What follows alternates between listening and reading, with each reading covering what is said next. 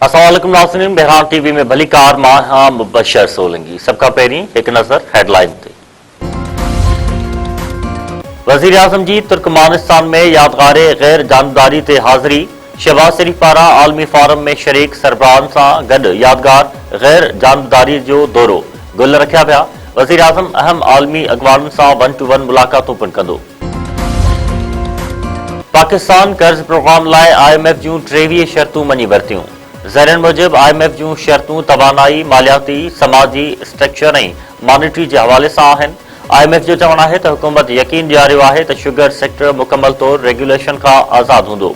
तरक़ियाती स्कीमुनि में घटिताई कई वेंदी। भाण ऐं कीड़ा मारींदड़ दवाउनि मथां एक्साइज़ ड्यूटी में 5% इज़ाफ़ो कयो वेंदो। बिजली ऐं गैस में सब्सिडी न ॾिनी वेंदी ऐं नुक़सान खे घटायो वेंदो। अॻूणे DG ISI फैज़ हमीद के 14 साल सख़्त पोरे सां क़ैद जी सज़ा। फील्ड जनरल कोर्ट मार्शल दोस्त साबित थियण ते फैज़ हमीद के सज़ा ॿुधाए छॾी। ISPR चयो आहे त अॻूणे लेफ्टिनेंट जनरल फैज़ हमीद ख़िलाफ़ आर्मी एक्ट तहत कोर्ट मार्शल जी कार्रवाई शुरू कई वई।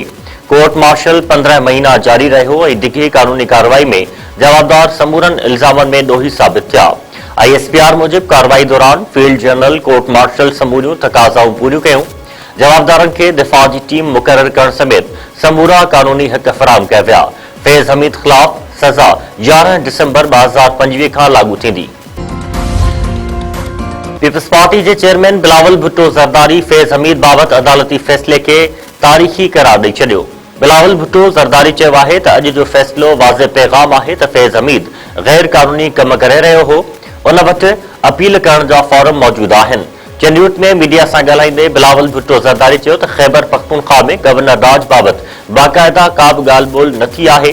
गवर्नर राज रुगो हिकु आईनी ऑप्शन तौरु मौजूदु आहे।